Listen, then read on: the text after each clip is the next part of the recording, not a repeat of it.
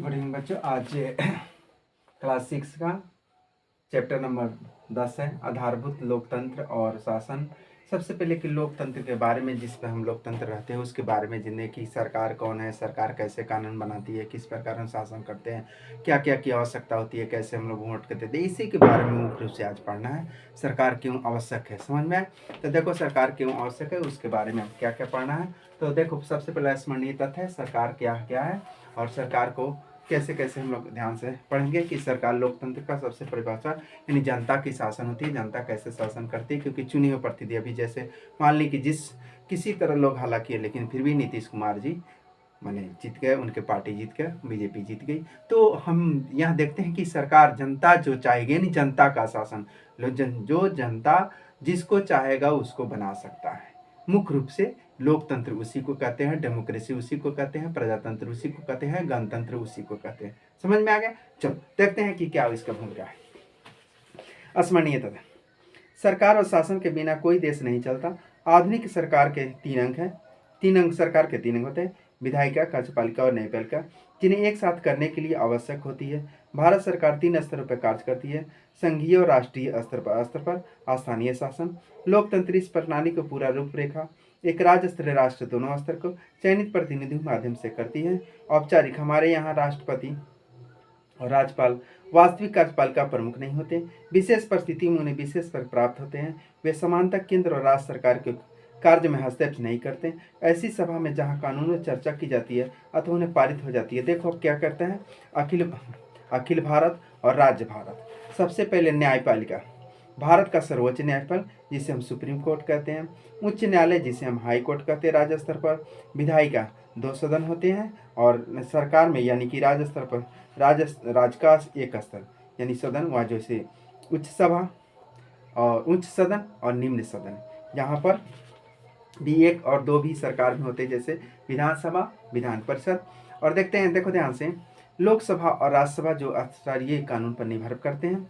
विधानमंडल अथवा विधानसभा, ध्यान रहे कि अधिकांश राज्यों में विधानमंडल होती है, जबकि कुछ राज्यों में विधानमंडल के साथ साथ एक साथ विधान परिषद भी होती है, यानी कि कहीं पर होता है विधानमंडल, कहीं पर विधान परिषद, कहीं पर नहीं भी होता है। चलो नेक्स्ट है संघ सरकार और राज्य सरकार। अब कार्यपालिका क्या क्या करता है, ध्यान से सुनो।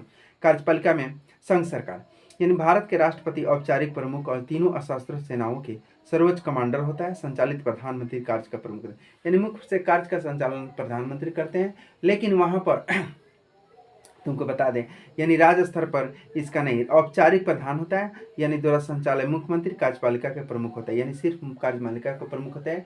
शासन पूरे भारत का बागडोर यानी कि केंद्र सरकार राज्य सरकार के पास होती है। चलो अब कार्यपालिका के कार्य और दायित्व के बारे में विस्तृत जानकारी देते हैं। देखो यानी कि क्या क्या होता है कार्यपालिका के दायित्व, क्या क्या होता है। रक्षा, विदेश मामले, परमाणु ऊर्जा, संचार, मुद्रा, राज्य स्तरीय वाणिज्य, शिक्षा यानी राष्ट्रीय नीति का प्रतिपादन, यानी केंद्र संघ सरकार का होता है। अब राज्य सरकार का क्या होता है, ध्यान से सुनो। पुलिस, कानून व्यवस्था, राज्य स्तर पर केंद्र सरकार द्वारा बनाए गए कानूनों को अपना और उसको कार्यान्वयन करना, यानी उसका कार्यान्वयन मालिक के कानूनों को अपनाना और उसका कार्यान्वयन करना। तो जन स्वास्थ्य, शिक्षा, कृषि, सिंचाई और स्थानीय सरकार, यह जो है राज्य सरकार में आते हैं। चलो अब कुछ यानी कि कुछ क्वेश्चन है कि शासन क्या है, शासन क्या है और शासन क्या है, शासन का अर्थ क्या है, उसके बारे में ध्यान से सुनो कि शासन क्या होता है। देखो यानी शासन निर्णय लेने, समाज के जीवन को विभिन्न नियमों के साथ अवस्थित करने और सुनिश्चित करने की प्रक्रिया को उनका पालन किया जाता है। तो मुख्य रूप से यानी कि क्या करता है, यानी कि प्रक्रिया सुनिश्चित करने के लिए जो नियम बनाता है उसी को हम पालन करते हैं, उसी को शासन कहते हैं। दूसरा है कि हमें सरकार की आवश्यक क्यों होती है। अगर सरकार नहीं रहे तो नियम से भटक जाएंगे, बाहरी आक्रमण हो सकता है, कोई अलग अलग क्या कर सकता है कि अलग अलग यानी कि विभाजित हो सके। सरकार हमको एक सूत्र में बांधने के काम करती है। चलो देखो क्या कर रहे हैं, हमें सरकार की आवश्यकता है जो समाज की व्यवस्था सद्भावना बनाए रखने, सार्वजनिक सेवाएं प्रदान करने और अधिकारों की रक्षा करने और न्याय और तथा समानता सुनिश्चित करने के लिए नियम बनाए और तथा लागू करने के लिए भी किया जाता है। ठीक है, चलो नेक्स्ट है ये लोकतंत्र का अर्थ क्या है, यह क्यों महत्वपूर्ण है। तो लोकतंत्र का मुख्य रूप से है क्या, देखो सबसे अच्छा परिभाषा लोकतंत्र के अमेरिका के पूर्व राष्ट्रपति यानी कि अब्राहम लिंकन के द्वारा दिया गया था। देखो जनता के लिए और जनता का शासन। यह मुख्य रूप से कथन अमेरिका के पूर्व राष्ट्रपति अब्राहम लिंकन के द्वारा दिया गया था। ये बहुत बड़े नेता थे। बता दें कि वह जो है वह जब मंच पर चढ़ते थे तो विपक्ष के जो उससे बड़ाई करते थे। एक बार की बात है, विपक्ष की जो बड़ाई करते रहे थे तो इनके पार्टी के जो कुछ लोग थे तो वो कहते थे कि आपको वह जो है हमेशा आपका हिनाई करता है, आप उसके दूसरे यानी कि दुश्मन पार्टी को क्यों बड़ाई करते हैं। तो उसने अब्राहम लिंकन ने बोला था कि नहीं, वह जिस पद पर है उस पद लायक वह अच्छा है, इसी वह उस पद में मिला है, उस पद पर काम वह अच्छा काम करता है, इसीलिए मैं उसका बड़ाई करता हूँ। न कि अगर देखो सारे व्यक्तियों में सब गुण नहीं होता है। ये बहुत अच्छे जो है राष्ट्रपति थे जो जनता के बारे में यानी डेमोक्रेसी के बारे में, लोकतंत्र के बारे में ये कहे थे। चलो नेक्स्ट क्वेश्चन है कि देखो स्वयं परिवार, देखो पेज नंबर क्या है 169 है, क्रियाकलाप है। देखो स्वयं परिवार, देखो परखिए लोकतंत्र का क्या अर्थ है। प्रत्यक्ष लोकतंत्र और प्रतिनिधि लोकतंत्र में के बीच क्या अंतर। देखो प्रत्यक्ष और एक प्रकार का होता है अप्रत्यक्ष, इनडायरेक्ट और इनडायरेक्ट। डायरेक्ट का मतलब होता है कि जो सरकार हाथ उठा के, जैसे होता है कि नहीं यहाँ 10 लोग बैठा है तो कहता है कि कौन कौन किससे पक्ष में, डायरेक्ट रूप से हो जाता है। और गुप्त मतदान का मतलब 10 लोग खड़ा है, सब लोग कहता है हाँ हाँ, यानी गुप्त मन से वहां जाने पर जो जिसको अपना दिल में रहता है उसको दबा देता है बटन। अभी जो स्थिति देख रहा है वही स्थिति देखो। तो ये इसी प्रकार आप देखते हैं कि बुक में क्या क्या प्रतिनिधि और लोकतंत्र के बारे में क्या अंतर। ध्यान से सुनो। लोकतंत्र सरकार का एक ऐसा रूप है जहां निर्णय लेने और शक्ति लोगों को होती है। लोकतंत्र में नागरिकों को लेने के लिए प्रक्रिया में सीधे निर्वाचित प्रतिनिधि के माध्यम से भाग लेते हैं। देखो यानी प्रक्रिया के माध्यम से ही, देखो लोकतंत्र में नागरिक को निर्णय लेने की प्रक्रिया में सीधे निर्वाचित प्रतिनिधि के माध्यम से भाग लेने का अधिकार है। देखो ये सही बात है, भाग लेने का अधिकार है। अब देखो प्रत्यक्ष क्या है। प्रत्यक्ष लोग में सभी नागरिकों को निर्णय लेने के सीधे भाग लेने का अवसर मिलता है। इसका मतलब है कि हर नागरिक कानून के और तथा नीति का वोट कर सकता है। उदाहरण में प्राचीन एथेंस और आधुनिक समय के जन संग्रह का शामिल है, जहां नागरिक विशिष्ट यानी मुद्दों पर वोट करते हैं, यानी कि प्रत्यक्ष रूप से। तो प्रतिनिधि लोकतंत्र, देखो प्रतिनिधि लोकतंत्र का मतलब क्या होता है।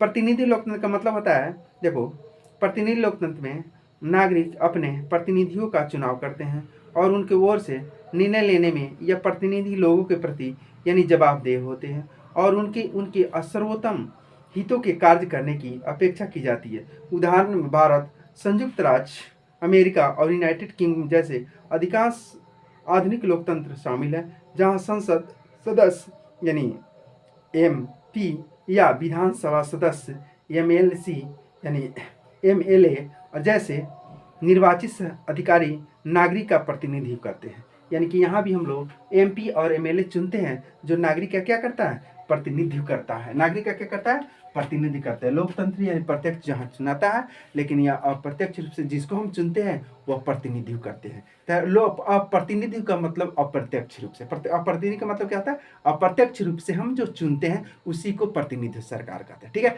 चलो नेक्स्ट है कि सरकार के 3 अंग होते हैं, उनकी क्या अलग अलग। देखो सरकार का मुख्य कार्यपालिका, न्यायपालिका जो होते हैं, विधायिका, जो ये 3 मुख्य अंग है, ये तीनों क्या करते हैं, कानून बनाता है, एक कानून को लागू करता है। और जो न्यायपालिका क्या करता है, जो कानून को नहीं मानता उसको दंड देता है। मुख्य रूप से यही बात हुआ। देखो देखते हैं कैसे होता है, ध्यान से सुनो। तो यह सरकार के 3 अंग होते हैं, विधायिका, कार्यपालिका और न्यायपालिका। देखो विधायिका कानून बनाता है, देखो ध्यान से। विधायिका वह अंग है जो नए कानून बनाती है। कभी कभी यह मौजूद कानूनों में अपडेट हटा भी देती है या लोगों को प्रतिनिधित्व एक सभा में द्वारा किया जाता है। कार्यपालिका का वो अंग है कानून को लागू करती है या देखो सनी पास दिए करती है। इससे राज्य को मुखिया जो राष्ट्रपति, प्रधानमंत्री या मुख्यमंत्री हो सकते हैं शामिल है, जो कानून और व्यवस्था लागू करने के लिए जिम्मेदार होते हैं। और न्यायपालिका क्या कहते हैं, तो न्यायपालिका में कार्यपालिका की वह व्यवस्था है जो तय करती है कि किसी ने कानून तोड़ा है या नहीं।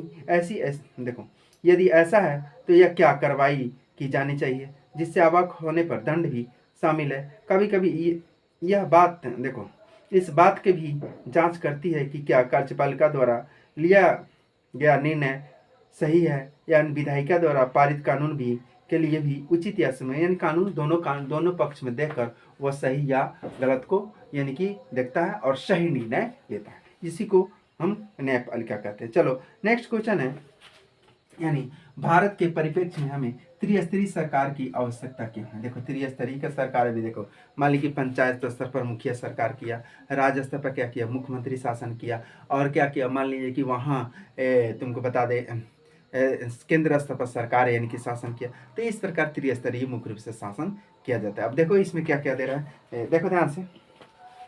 त्रिस्तरीय विभिन्न स्तरों पर शक्तियों तथा जिम्मेदारी के वितरित प्रभाव शासन और शासन सुनिश्चित करने के लिए हमें तीन स्तरीय सरकार के, देखो केंद्र सरकार राष्ट्रपति मामलों और नीतियों का प्रबंध करता है, राज्य स्तर केंद्रीय क्षेत्रीय मुद्दों या संभालती है और राज्य विशिष्ट नीतियों को क्रियाकलाप करती है, स्थानीय रूप से स्थानीय आवश्यकता संतोष पर करती है, शासन देखो स्थानीय वहीं शासन में मुखिया जमीनी और तथा भागीदारी सुनिश्चित करती है, संरचना भी क्षेत्रों समुदाय की विधिवत आवश्यकता यानी प्रति दक्षता जवाबदेही और जवाबदेही को भी बढ़ावा देती है। लास्ट क्वेश्चन है देखो, यानी कि परियोजनाएं अथवा 2019 की कोविड महामारी के दौरान लगा लॉकडाउन, आपको याद होगा उस समय उठाए गए सभी कदमों की सूची बनाइए। उस स्थिति में को संभालने में सरकार के कौन कौन से स्तर सम्मिलित थे, उसमें से सरकार के प्रत्यक्ष अंग की क्या भूमिका। देखें मान लीजिए कि सबसे पहले हमारे प्रधानमंत्री जी ने क्या किया, सबसे पहले लॉकडाउन लगाकर, जो सबसे पहले उस समय फ्री राशन जो कमाने नहीं गए, फ्री राशन उसी समय से शुरू है।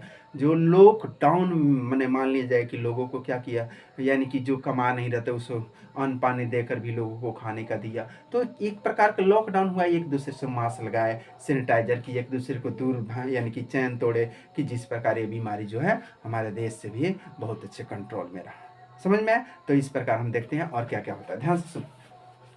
उस समय लॉकडाउन कोविड-19 जो हम लोग देखे हुए हैं, उसकी स्थिति लगभग 2 साल तक स्कूल नहीं चला। अंदाजा कर सकता है कि 2 साल हम लोग बैठे थे, पढ़ाए नहीं, लेकिन फिर भी हम लोग को सरकार वेतन दिया। तो इस मामले में हम कह सकते हैं कि सरकार कितने अच्छा निर्णय लिया। देखो ध्यान से कि इन प्रश्नों को छात्रों को स्वयं हल करना होगा। हाँ, यहाँ हमें क्या नमूना मिलता है। कोविड-19 लॉकडाउन के दौरान की गई कार्रवाई, लॉकडाउन कर्फ्यू लगाना, सामाजिक दूरी का उपाय करना, और देखो क्या क्या होता था उसमें लॉकडाउन में, स्कूल कॉलेजों और गैर जरूरी व्यवसाय को बंद करना, दूरस्थ कार्य और ऑनलाइन शिक्षा की शुरुआत, राहत पैकेज और आवश्यक आपूर्ति का वितरण, यानी क्वारंटाइन यानी कि केंद्र और कोविड-19 के बीच परीक्षा सुविधा, यानी क्वारंटाइन का मतलब होता है बाहर से जो लगा है उसे कम से कम 1 सप्ताह यानी कि दूसरे जगह रहकर तब अपने घर जाना पड़ता था।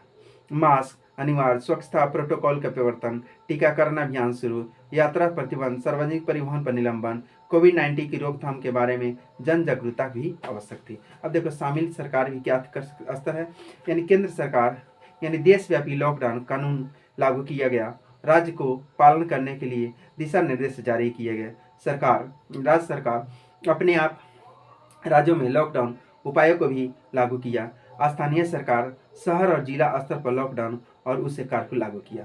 सरकार के अंगों की भूमिका क्या क्या है, विधानमंडल कोविड-19 उपायों को समर्थन करने के लिए आपातकालीन कानून पारित किया गया, राहत पैकेज, स्वास्थ्य सेवाएं, बुनियादी ढांचे के लिए बजट को मंजूरी दी गई, सरकार कार्यों के प्रभावशील पर चर्चा और बहस आयोजित की, और लॉकडाउन और स्वास्थ्य दिशा निर्देश लागू किए गए, विभिन्न सरकारी विभागों और एजेंसियों के बीच समन्वित प्रयास, राहत एवं चिकित्सा आपूर्ति, विभिन्न यानी वितरण सुनिश्चित किया गया, न्यायपालिका द्वारा लॉकडाउन उपायों और प्रतिबंधों की बेहतर की व्याख्या और उस बरकरार रखा, कोविड-19 नीतियों से संबंधित कानून विवादों को संबोधित किया गया। यह सुनिश्चित किया गया कि सरकार कार्य संवैधानिक अधिकार के रूपों में यानी कि अनुरूप है, यानी सरकार मुख्य रूप से पूरे जनता को यानी सही समय सही सोच दिशा निर्देश दिया, किसी जनता को भूखे नहीं मरने दिया। इस प्रकार यह कोविड-19 में यह सरकार हमें मदद की और तरह तरह से लोग भी यानी घर बैठ कर भी फ्री के रूप में खाया और यह जिंदा रहा ही यह अंदाजा कर सकता है कि लॉकडाउन की स्थिति क्या रही होगी। चलो ध्यान से सुनो। तो अब इतना ही है बच्चों, और इसके बाद नेक्स्ट कल जो है अगला नेक्स्ट क्लास का पढ़ाने के कोशिश करेंगे। थैंक यू बच्चों।